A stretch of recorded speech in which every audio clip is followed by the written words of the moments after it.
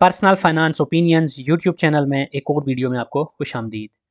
आज की ये वीडियो पैकेजेस लिमिटेड के हवाले से है, जिसने अपने फाइनेंशियल ईयर 2022 के रिजल्ट्स का ऐलान किया है। Packages limited Pakistan stock market में पेपर एंड बोर्ड सेक्टर की एक कंपनी है और ये एक कंसिस्टेंट डिविडेंड के हवाले से मशहूर कंपनी है। हमेशा से हर साल अपने ईयरली रिजल्ट के साथ डिविडेंड अनाउंस करती है। आज के इस वीडियो में हम डिटेल में बात करेंगे कि इस कंपनी ने जो डिविडेंड अनाउंस किया उसकी क्या डिटेल्स हैं, और साथ साथ इसकी डिविडेंड हिस्ट्री, इसकी अर्निंग हिस्ट्री और इस हवाले से दीगर इंपॉर्टेंट इन्फॉर्मेशन है वो भी आपके साथ शेयर की जाएगी।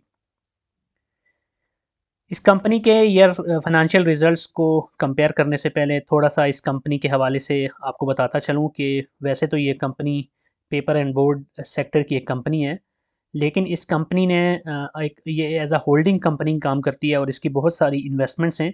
इसलिए इसका जो रेवेन्यू है वो ज़्यादा डिविडेंड और जो रेंटल इनकम है उसकी मद में आता है।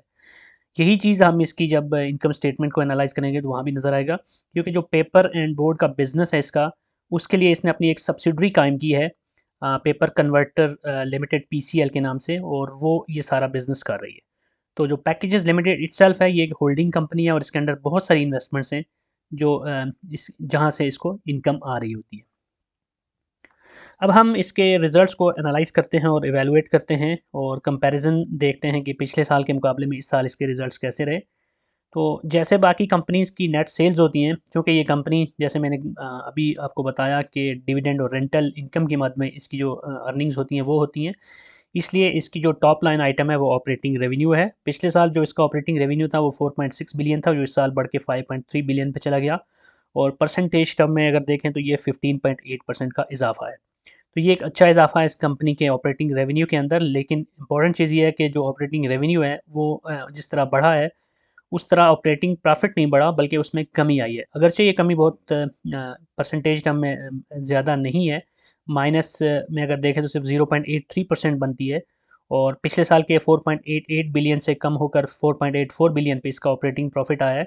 और इसमें जो कमी है उससे पता चलता है कि इस कंपनी को जो एडमिनिस्ट्रेटिव एक्सपेंसेस से, इसी तरह जो डेप्रिसिएशन से रिलेटेड जो एक्सपेंसेस हैं वो भी, और जो दीगर इस तरह के एक्सपेंसेस हैं वो इसके इंक्रीज़ हुए हैं इस साल, जिसकी वजह से इसके ऑपरेटिंग प्रॉफिटेबिलिटी जो है उसमें कुछ कमी आई है पिछले साल के मुकाबले।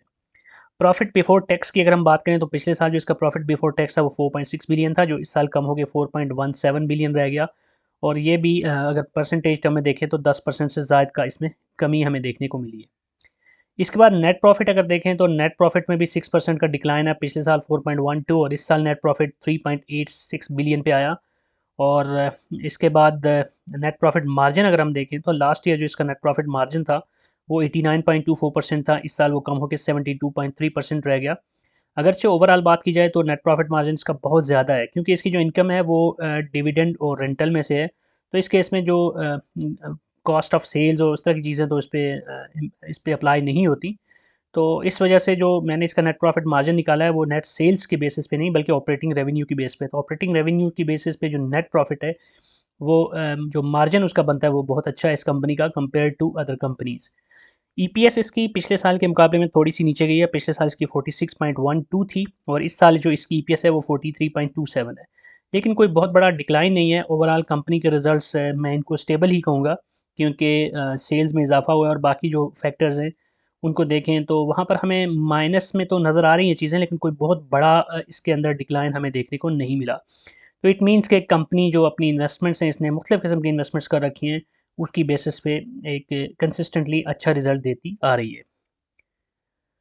अब हम इस कंपनी का जो डिविडेंड अनाउंस है उसके हवाले से बात करते हैं। इस कंपनी ने अपने ईयरली रिजल्ट्स के साथ 275% का डिविडेंड अनाउंस किया है और इसकी जो फेस वैल्यू है वो 10 रुपीज़ है। इस लिहाज से जो डिविडेंड की अमाउंट बनती है वो 27 रुपये 50 पैसे है। और इसने इस साल के अंदर प्रीवियसली कोई इंटरिम डिविडेंड नहीं दिया। इस कंपनी की हिस्ट्री भी ऐसी है कि नॉर्मली ईयर एंड पे ही डिविडेंड का अनाउंस करती है और बीच में कोई इंटरिम डिविडेंड्स नहीं दे रही होती क्वार्टरली रिजल्ट्स के साथ। और ना ही इस कंपनी ने हिस्टोरिकली और ना ही आप कोई बोनस शेयर्स अनाउंस किए।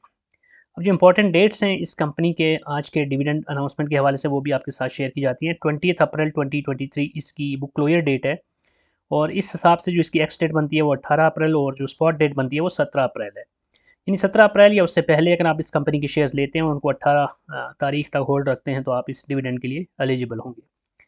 इस वक्त जब मैं ये वीडियो बना रहा हूँ तो इस कंपनी के शेयर की जो प्राइस है वो 339 रुपये 50 पैसे है। तो इसके हिसाब से हम जो डिविडेंड यील्ड इसकी निकालते हैं ट्रेलिंग 12 मंथ की, वो बनती है 8.1%। अब ये dividend yield Pakistan stock market के हवाले से देखें तो एक मीडियोकर सी डिविडेंड यील्ड है, कोई बहुत बड़ी भी नहीं है और कोई बहुत कम भी नहीं है। लेकिन इंपॉर्टेंट चीज़ ये है कि इस मौके पर जब बहुत सारी कंपनीज़ काफ़ी ज़्यादा लॉस में गई हैं और कुछ अच्छी कंपनीज़ ने भी डिविडेंड नहीं दिया, इस कंपनी ने बहरहाल एक अच्छा डिविडेंड दिया है और कंपैरेटिव टर्म में देखें तो इसकी ईपीएस भी बेहतर है।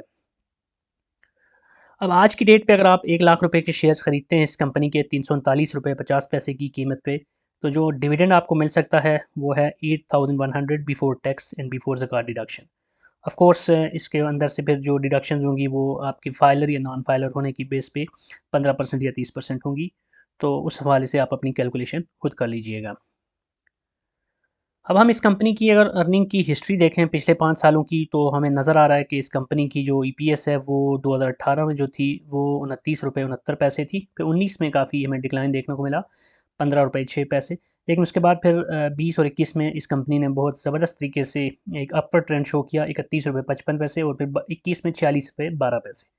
2022 का जो अभी रिजल्ट मैं आपके साथ शेयर कर रहा था उसमें इसकी जो ईपीएस बनती है वो 43 रुपये 27 पैसे है।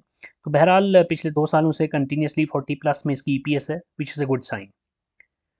अब अगर इतना इसने अर्निंग की है तो शेयर होल्डर्स को इसने कितना दिया है वो देखने के लिए हम इसकी डिविडेंड हिस्ट्री देखते हैं। डिविडेंड हिस्ट्री देखें तो इसकी कंसिस्टेंट डिविडेंड पे आउट हमें नज़र आ रहे हैं।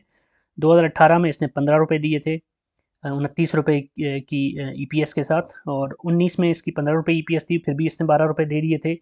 20 में इसके 31 रुपये 55 पैसे की जो ईपीएस थी उसके साथ इसने 22 रुपये 50 पैसे का डिविडेंड दिया था।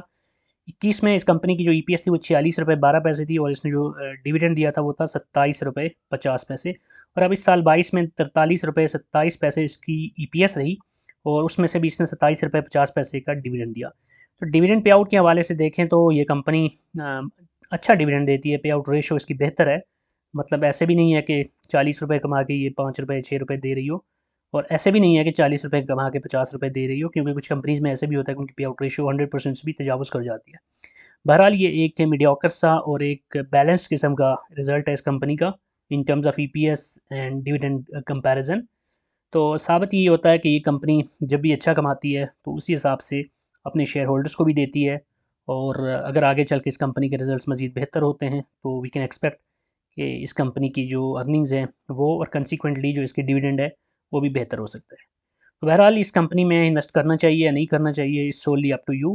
वीडियो का मकसद सिर्फ ये होता है कि आपके साथ सारी इन्फॉर्मेशन शेयर कर दी जाए, इस हिस्ट्री के हवाले से भी और करंट रिजल्ट्स के हवाले से भी, ताकि डिसीजन मेकिंग में आपको आसानी हो।